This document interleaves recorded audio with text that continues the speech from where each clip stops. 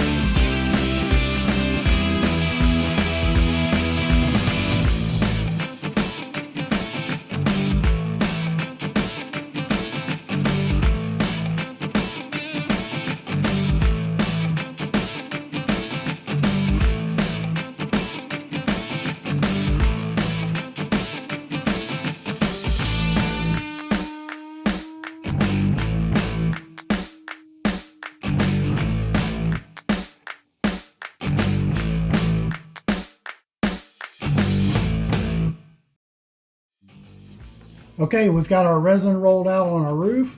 We've pulled out our fiberglass cloth and we've rolled our cloth out and we've gotten it situated where we want it. We have a 14-inch hole cut out here in the center so that we can put the fan in, and basically we just rolled the cloth out and then took a pair of scissors and started from the center and cut a hole, pushed the cloth down, then we trimmed it to where we wanted it to fit.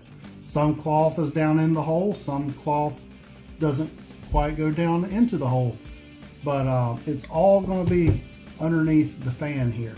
Now that we've got this rolled out, we're going to go over to the hatch, we're going to roll that out, and then we're going to start to put the epoxy on this fiberglass cloth, and hope that you following along. Okay, we're over here at our hatch. You can see here we got the resin over on our hatch. It's soaked into the wood, and it's a nice rough surface where it's soaked in, but it didn't leave it smooth.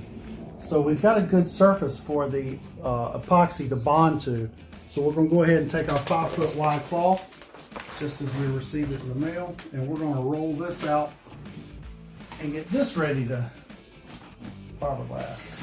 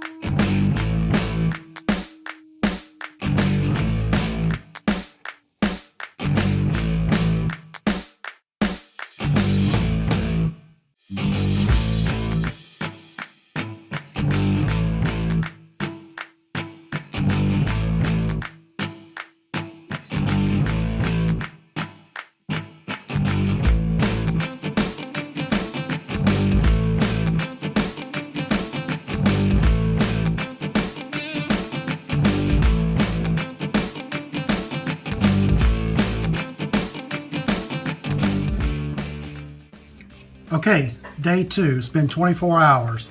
We put on our initial coat over our fiberglass material, and we didn't get the rest of it on video because right in the middle of us rolling that out, we noticed that using the roller created a lot of air bubbles, and our resin was turning kind of a milky look.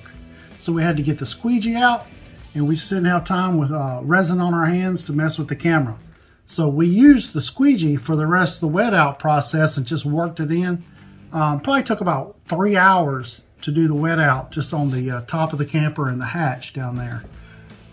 We had our air conditioner on all night. It set at 70 degrees.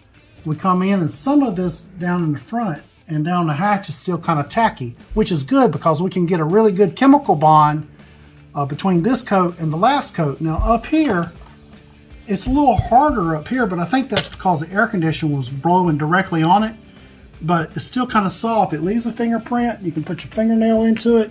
So I believe that the resin will still bond to this, but we're gonna go ahead and we're gonna go back to the roller.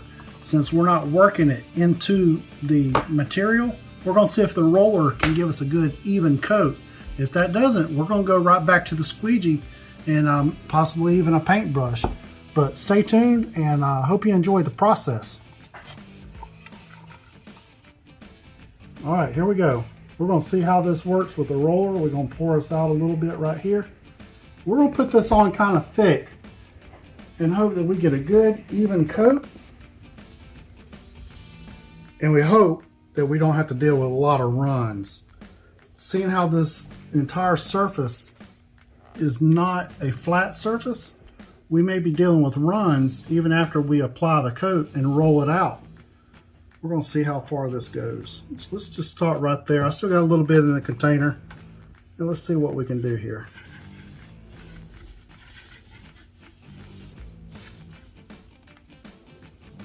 There we go. Now see, my roller's not really rolling very much. That means it's just moving the resin around. Kind of like what we want here. We want a good flood over it so that it's nice and smooth. But we don't want puddles. Get up around the edge of that vent.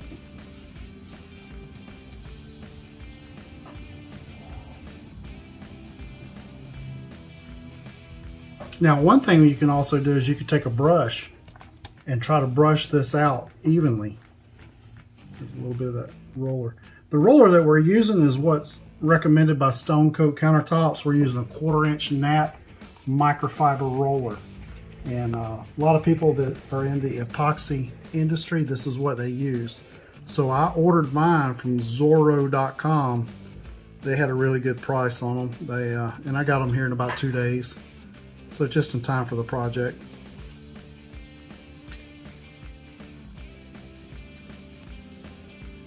Now the roller is going to end up leaving some air bubbles, but what we're going to do is we're going to take our propane torch like I did in my last videos. We're going to come back over and we'll use the propane torch. You can also use a heat gun and it'll just pop those bubbles right off the top.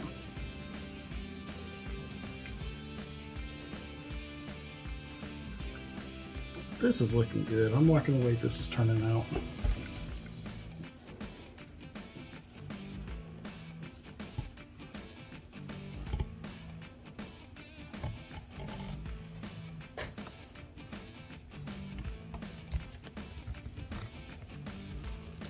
I'm gonna step down here so that I can kind of get a good even eye on it to make sure that I'm not missing some spots or I have too much buildup in one area.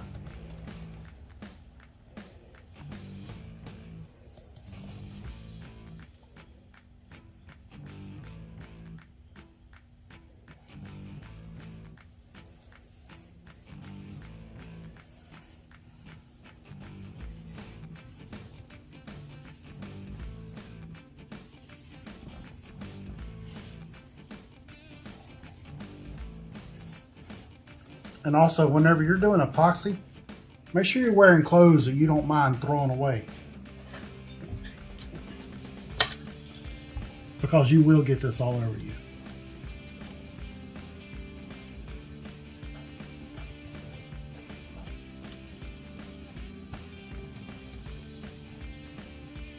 Yep, this is looking good. It's filling in the cloth nice.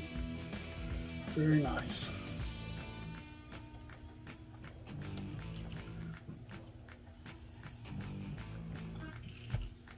Looks like we got a system that's going to work for us. Now, before we pause the camera and continue with this process, rather than show you hours and hours and hours of the same thing, I'm going to grab the torch and I'm going to pop these bubbles and we'll just show that to you real quick.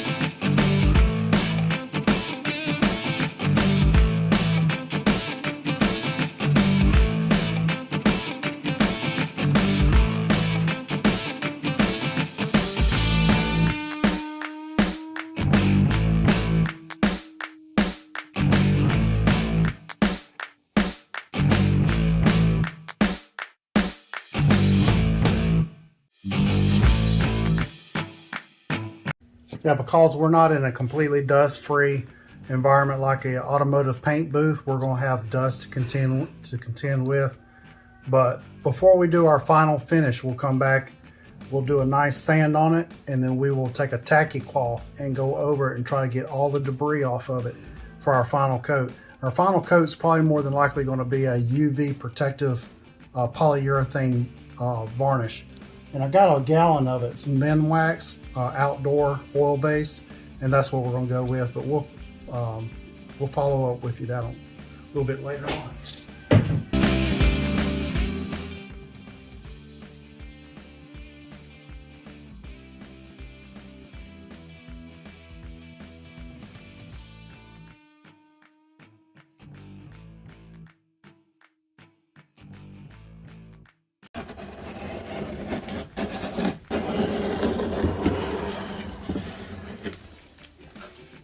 We have had our first catastrophic event during this build, and I can't believe this happened. We were doing our fiberglass on our roof, and we didn't realize it, but the pump for the hardener on the epoxy wasn't putting out the proper amount. So when we came over here to do our hatch, we had more resin than we had a hardener that was proportionate to the amount of resin. So I came out 2 days later and I was going to put on another coat of resin, but I noticed it was gummy and the cloth was coming up. So I started pulling, and it was completely wet underneath the cloth even after 2 days.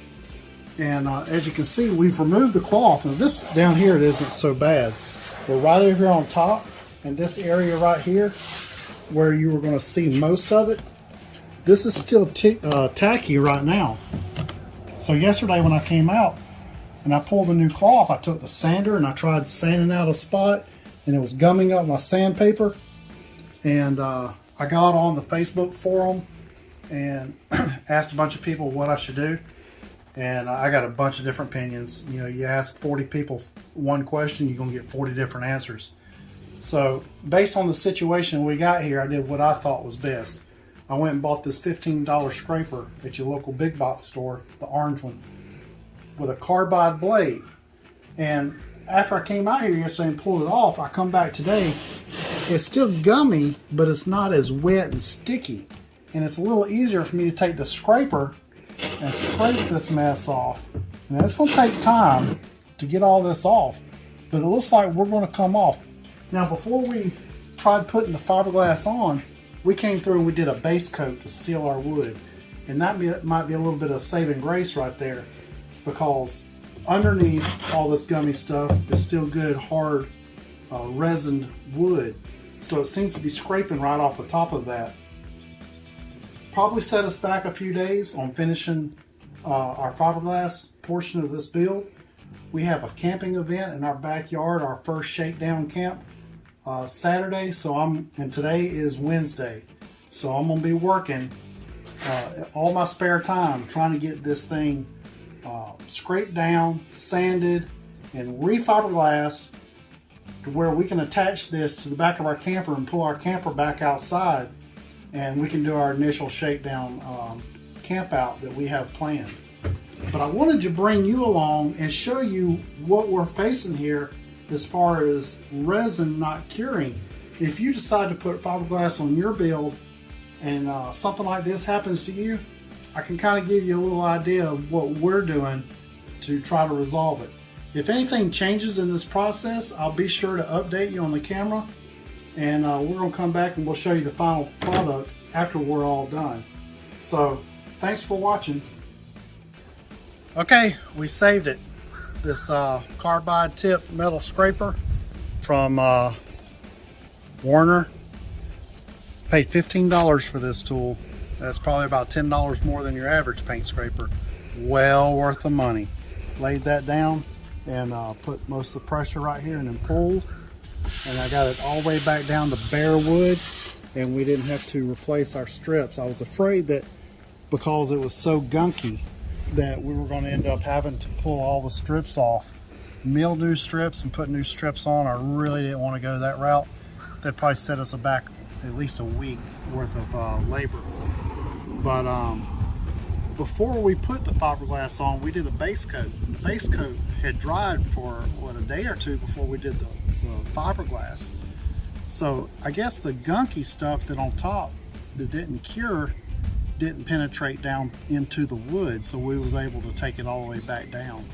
But I ended up breaking it all the way back down to bare wood just to make sure I got everything off of it, because if I had missed a spot and I hit it with a sander, then it would gunk up on the sander, and then I'd have to turn the sander off and break out my scraping tool and scrape that area.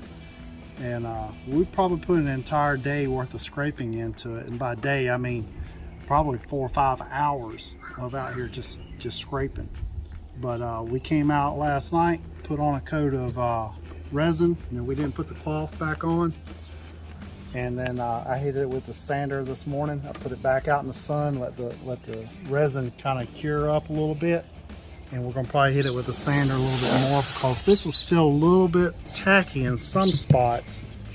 And so we're gonna let it get a good cure on it and then sand it. And once we sand it, we're gonna hit it with our last coat of resin.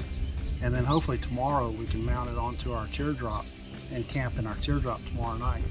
But I appreciate all the comments. I went on Facebook to the Teardrop community group, and I posted on there that I had messed up my resin, and I had overwhelming response with what to do to fix it. And a couple of people had recommended what I did, and a couple of people had recommended what I was afraid that I was going to have to do. And they were a lot of help, and I appreciate the community. And thanks for watching the videos, and thanks for all your help.